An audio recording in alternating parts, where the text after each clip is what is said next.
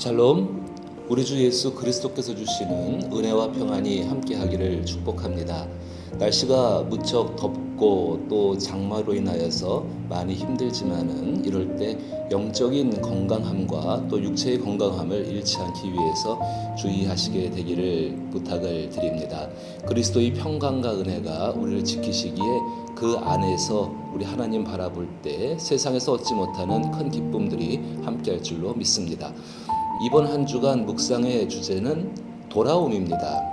하나님께서는 예레미야에게 하나님의 마음을 털어놓으시는데 이스라엘 백성들이 돌아오기를 바라고 있는 것이지요. 그런데 이스라엘 백성들은 돌아오지를 못하고 있습니다. 이 문제에 대해서 우리는 깊이 생각을 해보고 우리 가운데도 한 가지 바람이 있습니다. 예수를 믿지 않는 우리의 사랑하는 사람들, 그리고 전에는 예수를 믿었지만은 지금은 예수를 믿지 않는 사람들, 그 사람들이 하나님께로 돌아오기를 바라는 마음은 다 동일할 것이라고 생각합니다. 또 그러한 구원에 관계된 것들을 위해서 하나님 앞에 간절히 기도하시는데 이번 한 주간의 예레미야를 묵상하시면서 과연 내가 무엇을 해야겠는가를 다시 한번 돌아보면 더 좋겠습니다. 특별히 우리가 사랑하는 찬송가가 하나 있죠. 527장인데 어서 돌아오. 가사를 보게 되니까는 어서 돌아오오, 어서 돌아오오. 지은 죄가 아무리 무겁고 크기로 주 어찌 못 담당하고 못 받으시리요. 우리 주의 넓은 가슴은 하늘보다 넓고 넓어. 우리 주는 날마다 기다리신다오. 밤마다 문 열어놓고 마음 졸이시며 나간 자식 돌아오기만 밤새 기다리신다오. 채찍맞아 아파도 주님의 손으로 때리시고 어루만져 위로해 주시는 우리 주의 넓은 품으로 어서 돌아오, 어서 돌아오. 이 찬송가 527장 어서 돌아오. 하나님의 은혜 가운데에 우리는 돌아오기를 바라고 있고 단순히 떠난 사람들이 돌아오기를 바라는 것보다도 하나님께서 하나님의 사람들을 구원하기를 원하시는 그 간절한 염원이 우리의 염원이 되어야 되는 줄로 압니다. 또 한 가지는 돌아오지 못하는 사람을 바라보는 슬픔이 우리의 애통이 되어지고 그 애통 가운데에서 하나님께 간구하고 또 우리가 할 수 있는 최선의 노력을 다할 때에 분명히 하나님께서는 그의 역사로 이스라엘 백성들을 회복시키신 것처럼 돌아올 사람들을 회복시키실 줄로 믿습니다. 오늘 함께 읽을 말씀은 예레미야 3장 6절로부터 10절 말씀입니다. 제가 읽어봅니다. 요시야 왕 때에 여호와께서 또 내게 이르시되 너는 배역한 이스라엘이 행한 바를 보느냐. 그가 모든 높은 산에 오르며 모든 푸른 나무 아래로 가서 거기서 행음하였도다.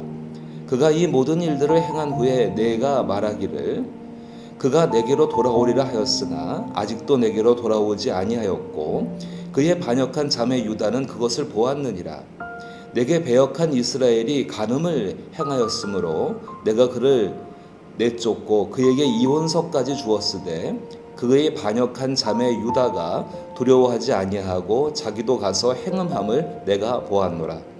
그가 돌과 나무와 더불어 행음함을 가볍게 여기고 행음하여 이 땅을 더럽혔거늘 이 모든 일이 있어도 그의 반역한 자매 유다가 진심으로 내게 돌아오지 아니하고 거짓으로 할 뿐임이랴. 여호와의 말씀이니라. 아멘. 요시야 왕 때라고 본문이 이야기를 하고 있습니다. 요시야 왕 때라고 한다면은 이제 악한 왕들이 지나가고 하나님 앞에 종교 개혁을 일으키게 되어지고 말씀을 따라서 나라를 다시 번성케 하고 또 특별히 아수르의 침략으로 인하여서 잃어버렸던 북이스라엘의 땅들을 회복하는 일을 지금 요시야가 하고 있습니다. 성전에서는 그동안 행하지 못했던 성전 예배와 성전 중심의 생활들을 위해서 다시 규례들을 세우게 되어지고 그 규례를 강하게 요구하는 그런 사회가 되어져 있었습니다. 그때 하나님이 하시는 말씀입니다. 이렇게 사람들의 많은 노력을 하지만 그것은 아무런 의미도 없는 것이라 말씀하시고 하나님께서는 돌아오는 것을 원하고 계십니다. 분명히 오늘 말씀을 보게 되면 하나님께서 멸망당한 북이스라엘의 죄를 지적하셨습니다. 그리고 그 죄가 남유다에도 있음을 말합니다. 여전히 같은 일괄되게 그들이 그들의 죄를 인정하고 그들이 하나님께 진심으로 전심으로 돌아오기만 하면은 어떤 문제든지 해결될 수 있는 것을 하나님은 말씀하고 계시는 것입니다. 예수님께서도 집 나간 탕자가 그 비참한 상황 가운데서도 아버지의 집을 기억하고 아버지께로 돌아왔을 때에 그 아버지가 입을 맞춰주고 더러운 옷을 벗기고 새 옷을 입혀주시고 그리고 반주를 끼워주시면서 끌어안으시면서 그를 잔치의 자리까지 초대하시고 다시 들이시는 것을 예수님은 분명히 말씀하셨습니다. 분명히 하나님께 전심으로 진심으로 돌아오게 되면은 모든 문제가 해결되어집니다.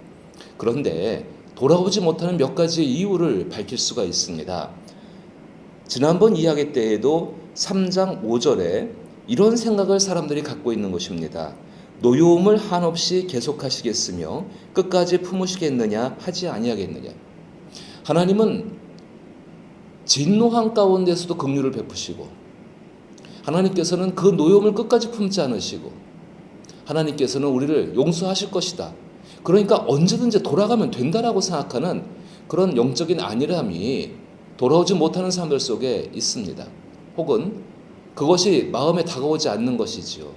하나님의 성품, 하나님의 인격이 분명히 돌아오기만 하면, 전심으로 돌아오기만 하면은 모든 것을 회복시킨다는 것을 여러 차례 이야기를 듣지만은 그 마음 가운데서 그 말의 의미가 아무것도 아닌 것처럼 생각되어지는 경우가 있을 수 있습니다. 오늘 하나님께서는 당신의 마음을 표현하십니다. 7절 말씀에 그가 이 모든 일을 행한 후에 내가 말하기를 그가 내게로 돌아오리라 하였으나 아직도 내게로 돌아오지 아니하였고 그의 반역한 자매 유다는 그것을 보았느니라. 돌아오지를 못하고 있는 겁니다. 우리는 하나님이 선하시다는 것을 잘 알고 있습니다. 하지만 그 선하심과 동시에 하나님은 공명정대하게 판단하시고 하나님은 그 대가를 분명히 하나님 안에서 치르게 하신다는 것도 우리는 기억을 해야 합니다. 하나님께서 그 일을 시작하시기 전에 하나님께로 전심으로 돌아오는 것이 중요합니다. 하나님께서는 북이스라엘의 멸망을 남유다 왕국에 보여주셨습니다. 특별히 그들을 자매라고 이야기합니다. 그 자매들 가운데 먼저 있었던 북이스라엘이 멸망하는 것을 보여주셨습니다. 그럼 남유다는 어떻겠습니까? 남유다는 그것을 보고 깨닫고 전심으로 돌아가야 합니다. 그런데 이것이 요시야 왕 때라고 말을 하게 보면 그들의 하고 있는 행동으로서 돌아가는 것이 아니라 그들의 마음을 돌이키지 못하고 있는 것입니다.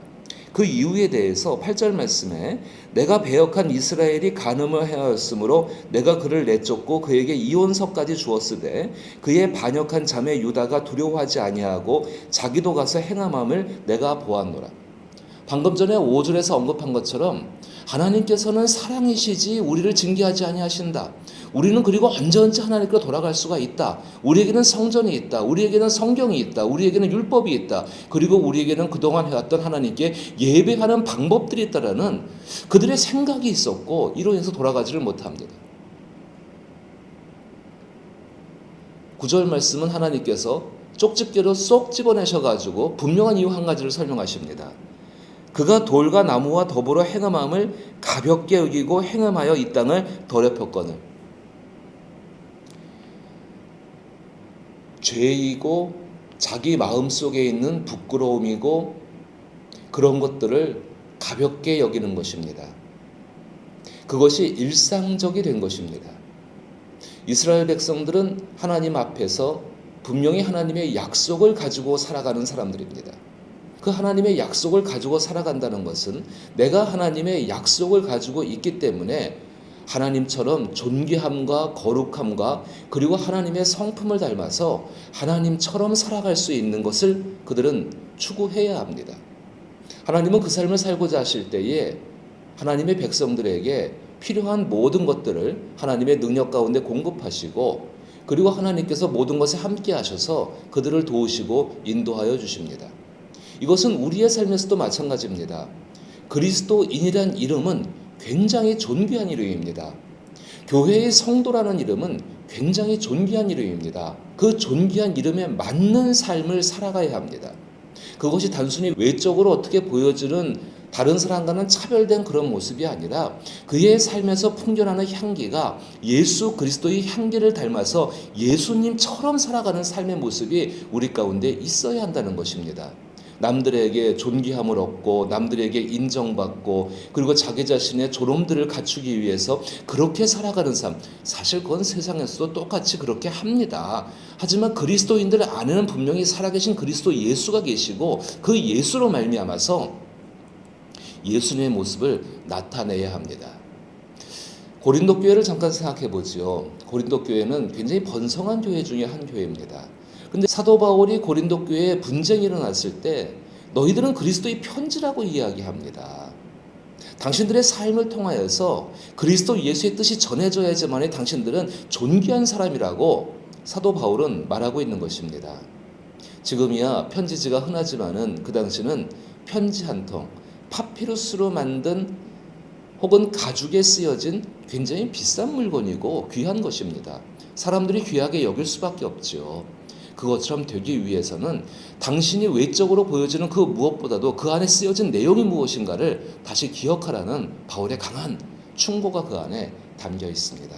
똑같은 말씀을 오늘 하나님은 하고 계시는 것입니다. 그가 돌과 나무와 더불어 행음함을 가볍게 여기고 행음하여 이 땅을 더럽혔거늘.